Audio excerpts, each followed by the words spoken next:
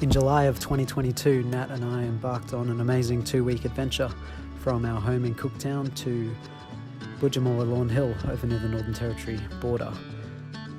We packed up our little Suzuki Jimny and hit the road. So we started with a pretty easy afternoon drive from Cooktown down 4 hours south to Ravenshoe. Welcome to the highest town in Queensland. The hotel that we stayed at was pretty rowdy because it was a Friday night. It was a very old, quaint room that we stayed in. Did you have a good sleep? Yeah, aside from the pub noise and then someone's alarm and then all the kids this morning. Yes. That pretty much sums it up. We went and explored a little bit, went up for a little walk at the lookout. Power lines! Yes! And then we were off on the road again. We headed out west, past Mount Garnet, had a quick stop at the Inn at Hot Springs, which was pretty unremarkable but kind of cool, and continued on the road for our next stop at Blencoe Falls.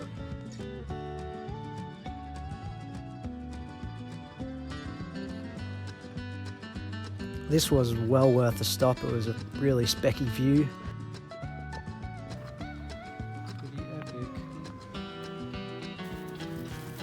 While we were there, we enjoyed a little walk down through some of the World Heritage area there. And yeah, a really enjoyable stop. After lunch, we were back on the road again, travelling from Blencoe Falls down the range to our stop that night in Cardwell, which is a little coastal town. Heading down to Cardwell. Whoa, whoa, whoa, whoa, down to Cardwell, yeah. It was a pretty uneventful night stay in Cardwell.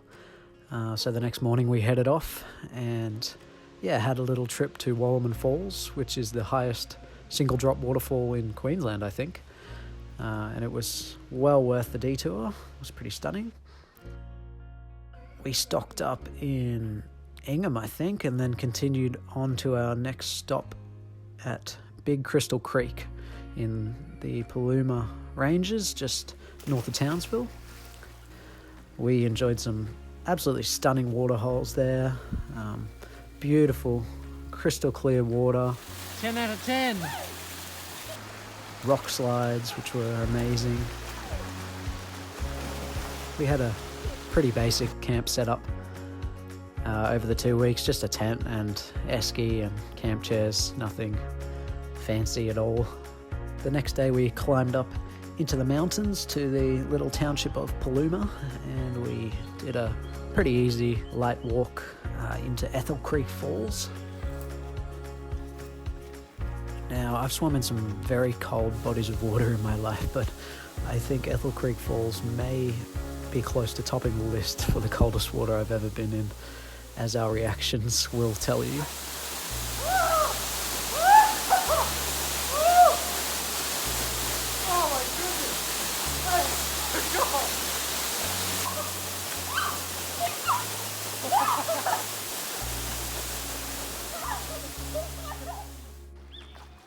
On our last morning at Big Crystal Creek, we went for one last swim at Paradise Waterhole, which is right next to the campsite, which was absolutely lovely, except that I didn't realise that at this moment I still had my car keys in my pocket. And now they were lost in the waterhole. Anyway, luckily I am married to a state underwater hockey player who quickly borrowed a snorkel mask from other campers and was able to dive down and retrieve the keys in working condition. So that was really lucky, and we were on the road again. The next 2 days were basically driving days for us. We had a brief stop in Charters Towers. Charters Towers, I'll be stealing your water now. We stayed the night at Porcupine Gorge just north of Hewenden, which was a beautiful scenic spot. We went for a little walk down to the bottom of the gorge, and yeah, that was Yeah, well worth a night stop for sure. From the wild natural habitat. Those pretty flowers. Wow. The next day was pretty much 8 hours of driving out west to our next night at Mount Isa. We booked 2 nights in Mount Isa, but to be honest, neither of us were particularly enthralled by the city. Glad I'm not living here. Brutal. We visited an underground hospital which was built during the Second World War. We went to the lake for some unsuccessful fishing for weeds. And just like that, we were back on the road. We very quickly hit the dirt and hit some really rocky sections, which put the stock tyres of the Jimny through its paces a little bit. Had to change a tyre, which was thoroughly shredded. It was a really lovely drive through the desert country, a couple of really beautiful water crossings. Our lunch stop that day was at Riversley D site, the World Heritage fossil site. That was really cool to see, actually, something I never would have gone out of my way to visit, but well worth the stop for sure. After that, it was just another hour and a half to our campsite at Adele's Grove, just near Lawn Hill Gorge.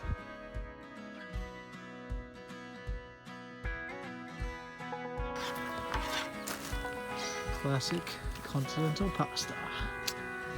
Again, there was another beautiful creek right near the campsite for us to enjoy a dip.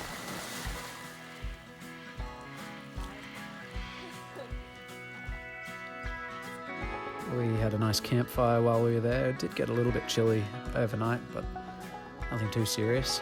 Nuts.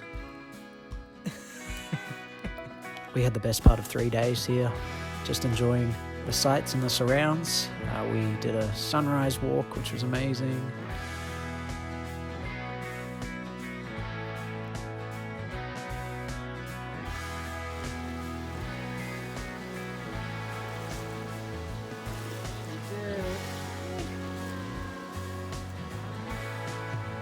We did all of the walks around the gorge, which was absolutely stunning.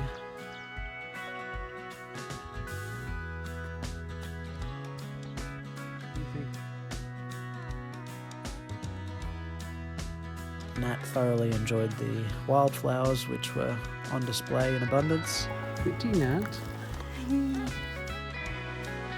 We also hired out a canoe and did the paddle up the gorge. Always left to do all the work. Yeah.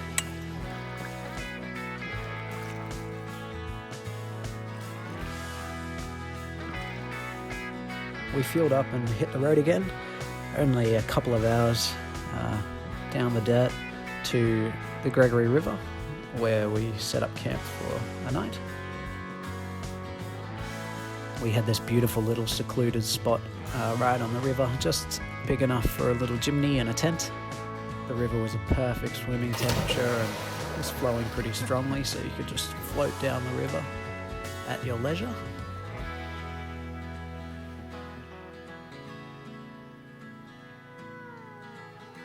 There were also heaps of birds here, so we saw purple-crowned fairy wrens and crimson finches and lots of other cool birds.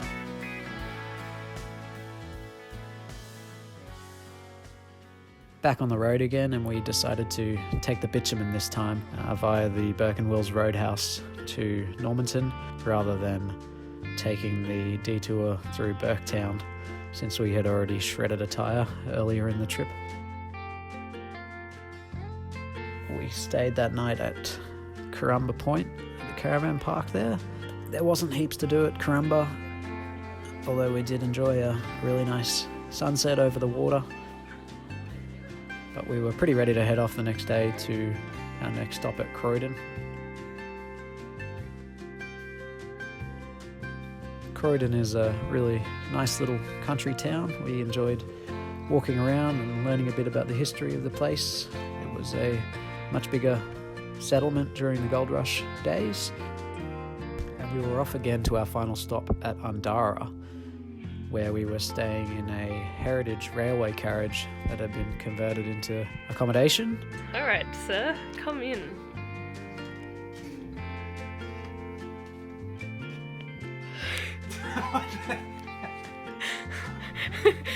It was a pretty unique and fun experience.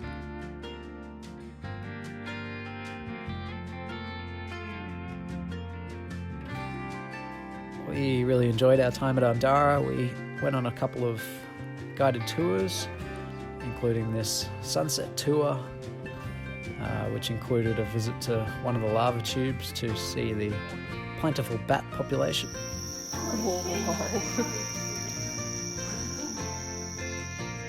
The next day we went on another tour of the lava tubes, which were pretty epic.